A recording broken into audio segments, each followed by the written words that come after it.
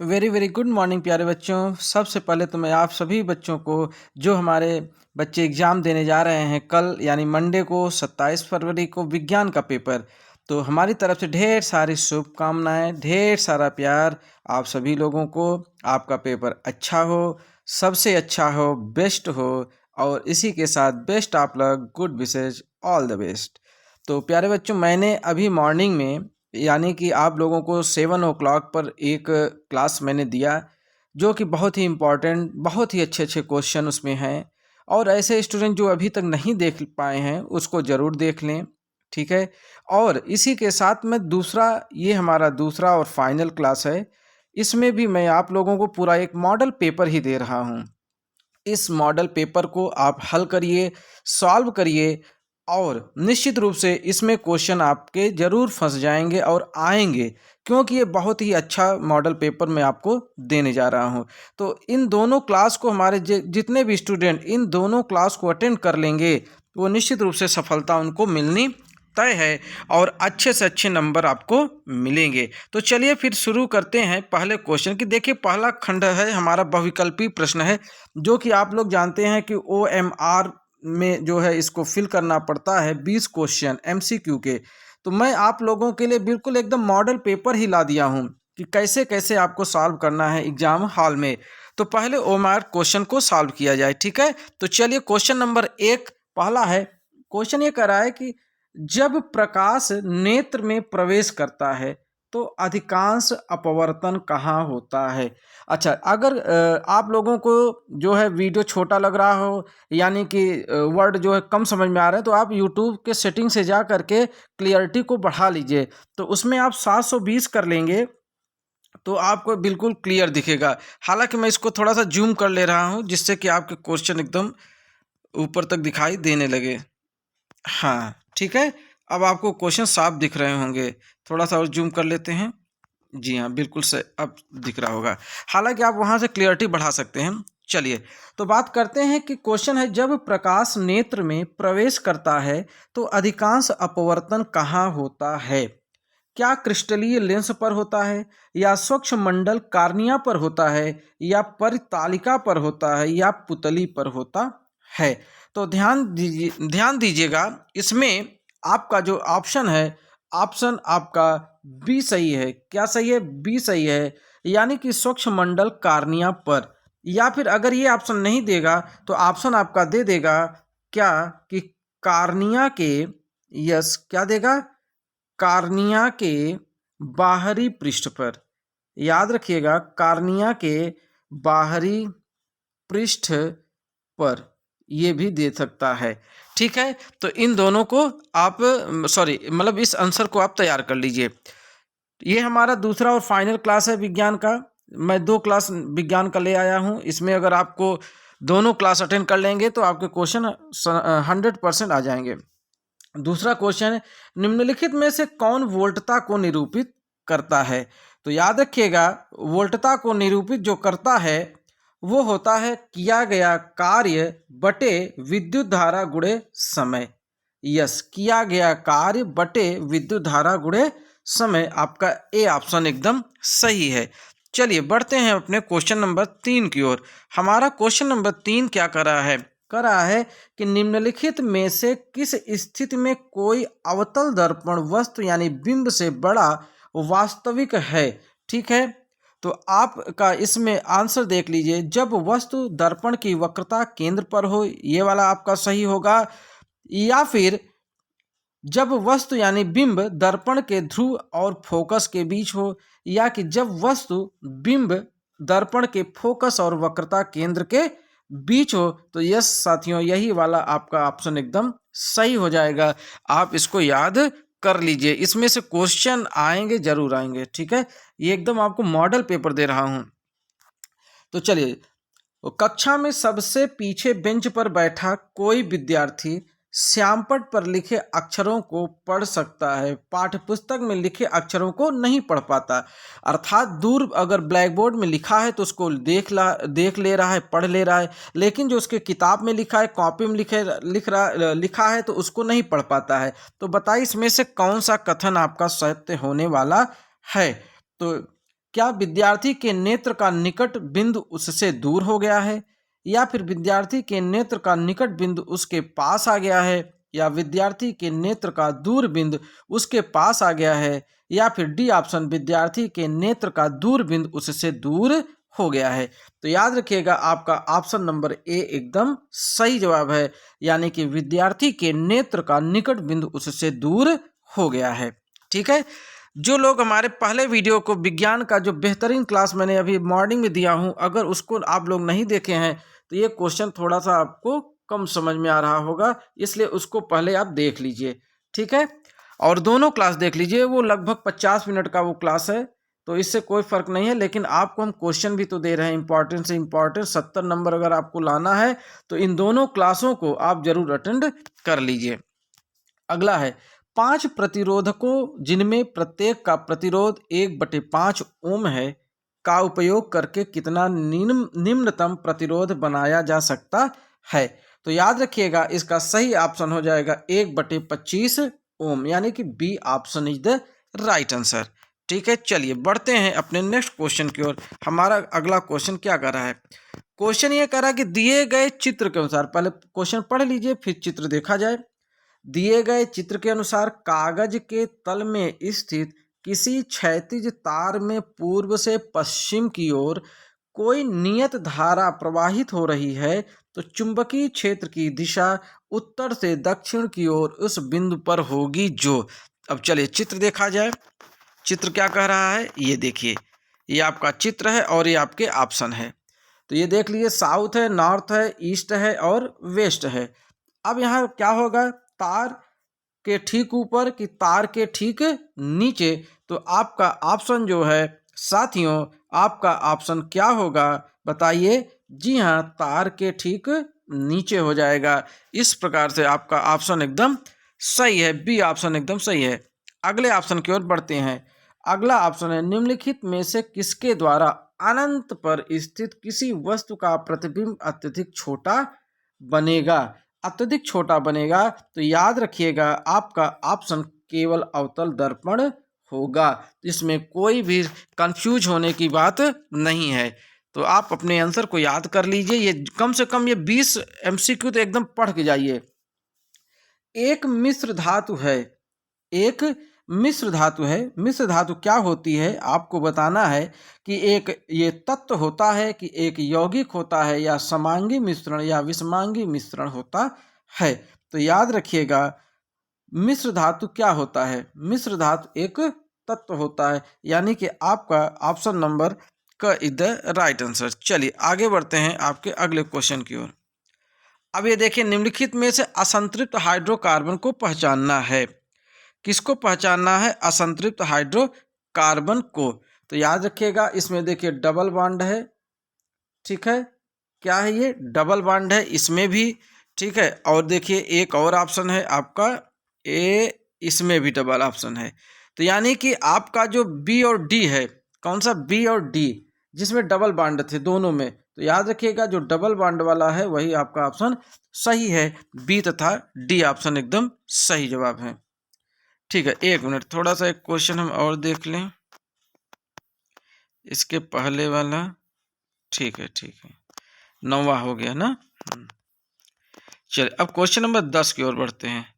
हमारा 10 क्या कह रहा है कि ठोस कैल्शियम ऑक्साइड जल के साथ तीव्रता से अभिक्रिया, इसको साथियों आप पढ़ लीजिए, नहीं तो बहुत समय लग जाएगा। देख लीजिए ऑप्शन इसके दिए हैं। यह एक उष्माशोषी अभिक्रिया है, यह एक उष्माक्षेपी अभिक्रिया है, या परिणामी विलयन की पीएच 7 से अधिक होगी, या परिणामी विलयन पीएच 7 से कम होगी। तो इसको साथियों आप देख लीजिए, बहुत बड़ा क्वेश्चन है, खैर लेकिन इंपॉर्टेंट था इसलिए हमने आपको बना दिया। आगे बढ़ते हैं। एक परमाणु की परमाणविक त्रिज्या का निम्नलिखित में से कौन सा सही प्रदर्शन है। इसमें आपको देखना है कौन सा सही प्रदर्शन है। तो याद रखिएगा इसमें जो सही प्रदर्शन है यानी कि दूसरा और तीसरा। तो इसमें ऑप्शन में देखिए दूसरा और तीसरा किसमें है, इसको जूम करके फिगर अच्छे से देख लीजिएगा।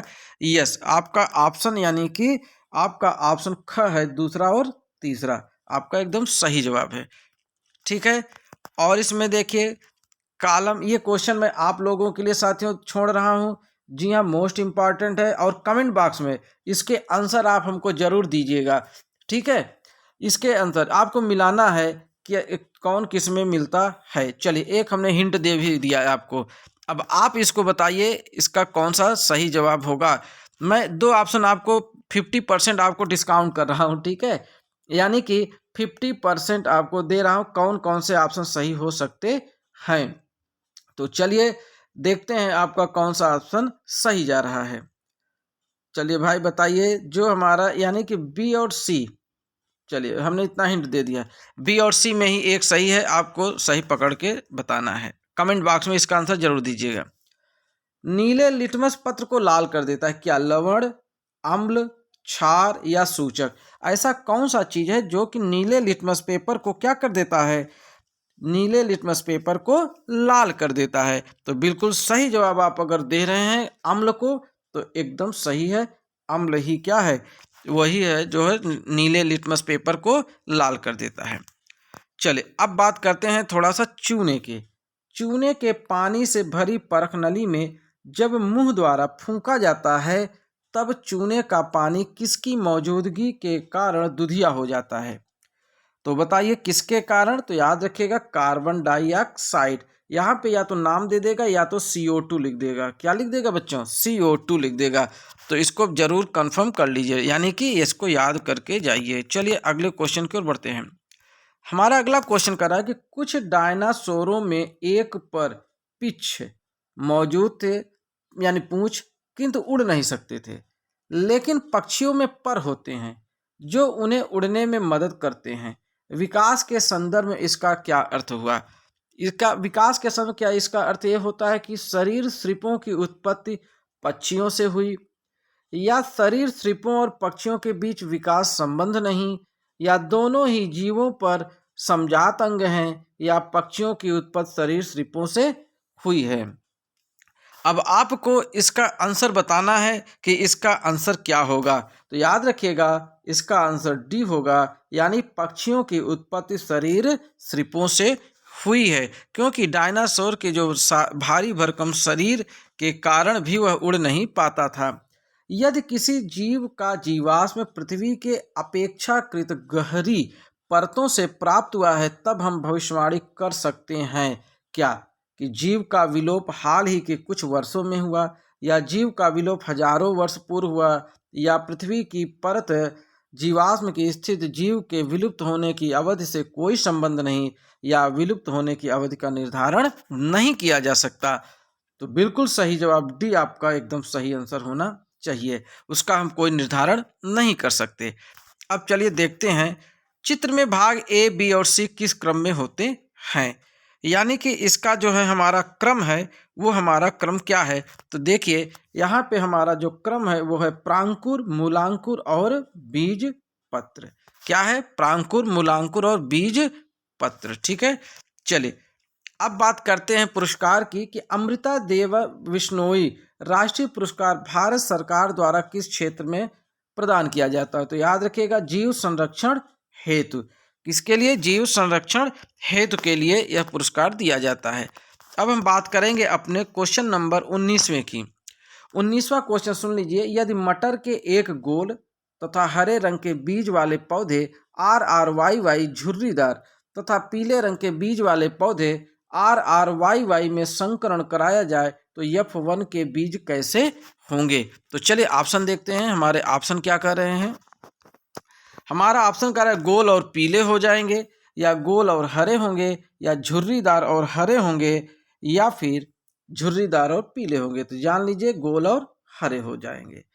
तो इस प्रकार से आपने 19 क्वेश्चन कंप्लीट कर लिया और 20वां क्वेश्चन अब आपके सामने है।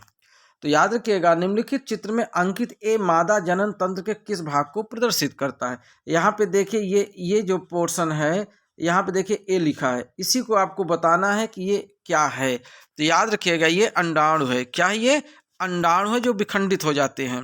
अंडाशय, सॉरी, ये अंडाशय है जो कि विखंडित हो जाता है। तो इस प्रकार से आपने 20 क्वेश्चन MCQ के कंप्लीट कर लिए और बस इनको पढ़ के जाना है। अब बात करेंगे अपने हम वर्णनात्मक प्रश्नों की, यानी कि पहला प्रश्न, गोलीय दर्पणों द्वारा परावर्तन के लिए चिन्ह परिपाटी लिखिए।